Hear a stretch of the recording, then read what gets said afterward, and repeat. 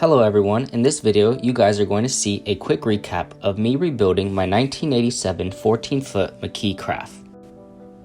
Unfortunately, I didn't take any videos of me picking up the boat for the first time, but I do have a few photos. As you can see in this picture, you may notice that the boat and the boat trailer are sitting on top of another trailer.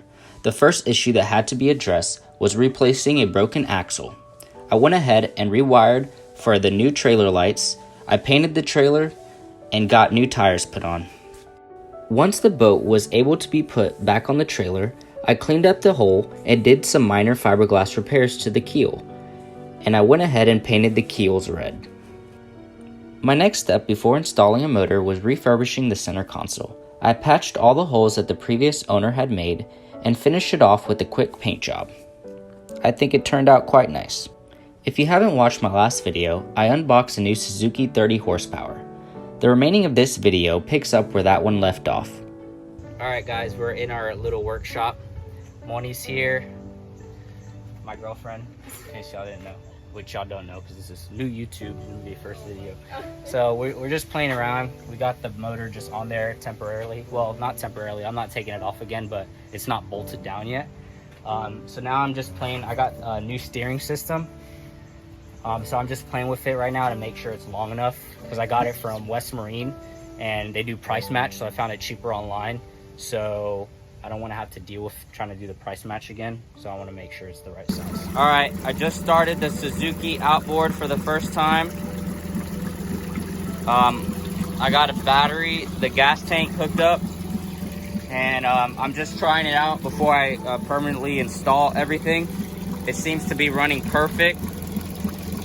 I got everything installed.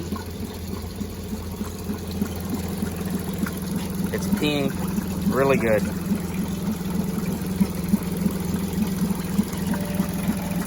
Really good. The thing is quiet. You can't even hear it.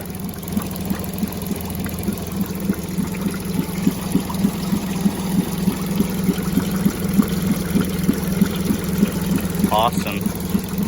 I'm gonna install it using these. I might have to raise it over the transom. It's going to be a gap inside here, just so the cavitation plate will be even with the bottom of the boat. I'm trying to get, you know, as much speed as I can. I don't want any drag. So here's a 30 horsepower Suzuki. It's the first startup. It's running amazing. So after I got it running, I disconnected everything again and I permanently installed it. I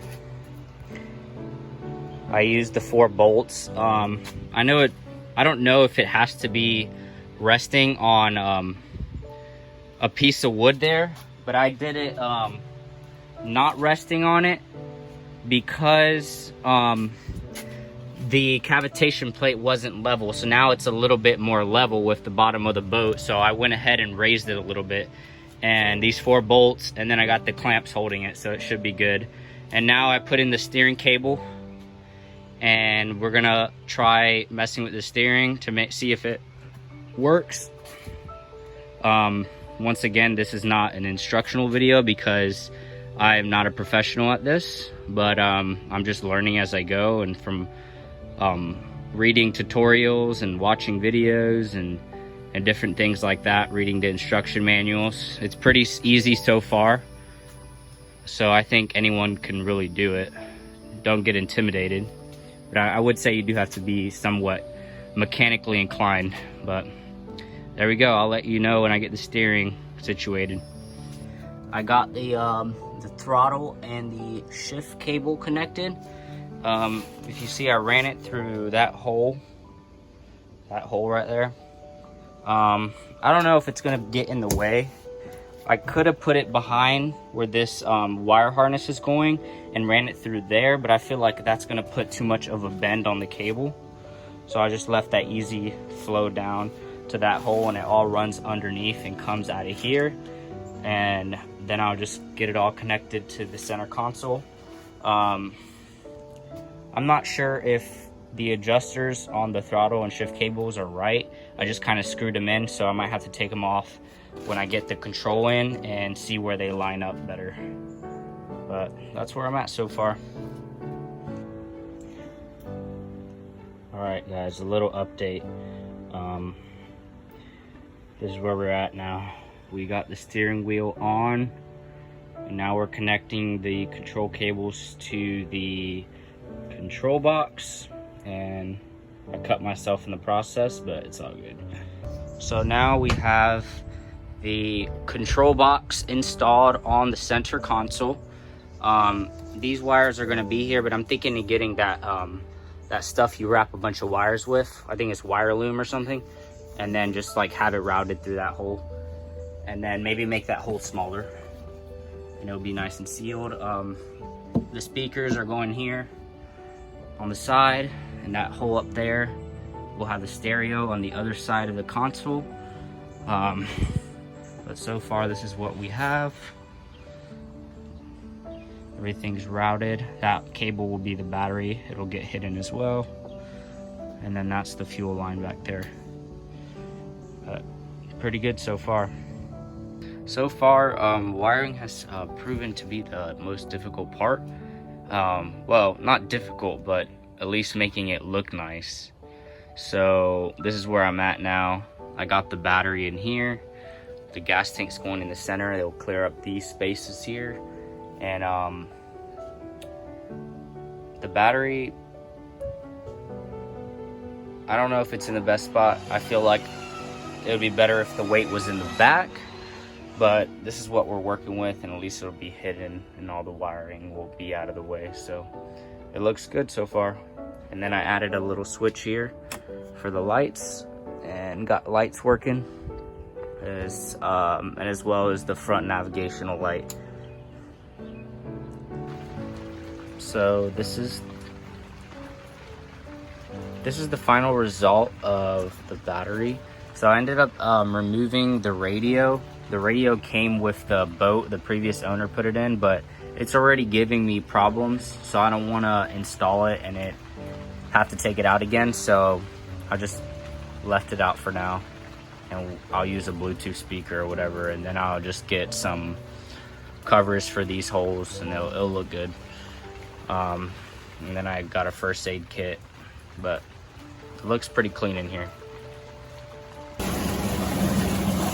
Alright guys, so I started the break-in procedure. I have to run it on gear at idle for 15 minutes.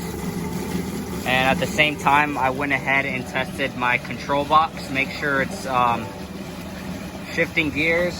It went into forward, into neutral. And then after the 15 minutes, it says I can go up to full throttle, which I won't do here, obviously. I gotta put it in the water, but at least I can get the 15 minutes out of the way. Pretty quiet though.